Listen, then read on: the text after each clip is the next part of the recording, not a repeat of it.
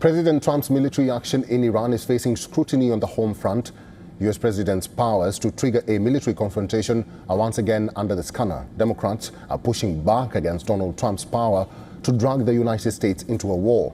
The battle is playing out in the U.S. Congress, where Democrats have brought in a resolution to limit Donald Trump's ability to call war without a congressional approval. Answers are very unsatisfying. They have shifting goals, different goals all the time, different answers every day. And I am truly worried about mission creep.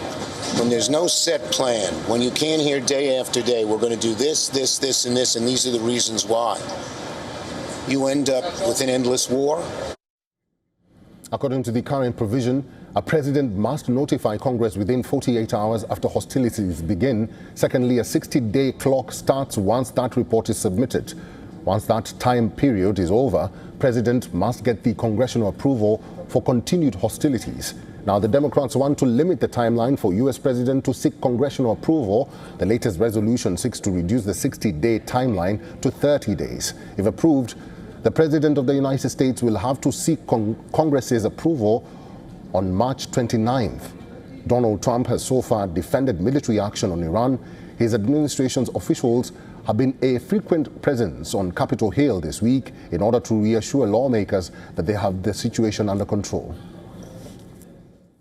The president determined we were not going to get hit first. It's that simple, guys. We are not going to put Americans' troops in harm's way. If you tell the president of the United States that if we don't go first, we're going to have more people killed and more people injured, the president's going to go first. That's what he did. That's what the president will. Republicans enjoy a thin majority in Senate as well as Congress, but to get the formal declaration of war approved, Republicans will require 60 votes in the upper house. They are currently 7 votes behind that threshold.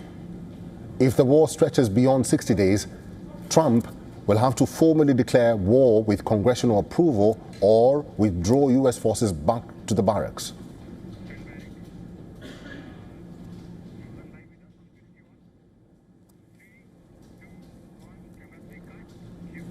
Let's talk to our correspondent, Susan Teherani. She's now joining us live from New York. Susan, good to see you again.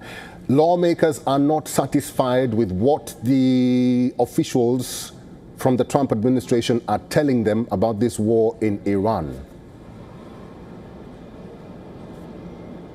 Yeah, coming out of those behind closed door meetings yesterday, it seemed that the Democrats and the Republicans were in 2 different meetings. While the Republicans overwhelmingly support the president's action and believe that it's constitutional under Article 2 of the U.S. Constitution, with the president being commander-in-chief and having full authority to launch this operation, the Democrats continue to say that they're not convinced. And this is, not unexpected. This has happened virtually every time the United States has carried out a military operation. The party that supports the president agrees, and the party that opposes the president usually disagrees, and we've seen this play out before. It's very unlikely that the Wars Powers Act will pass a Congress, considering the fact, as you mentioned, the Republicans hold majority.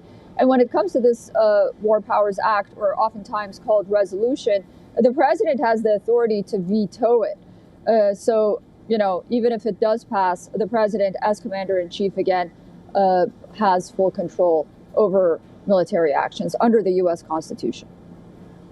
Susan Teherani is our correspondent in New York. Susan, keep your eyes out. We'll come back to you later.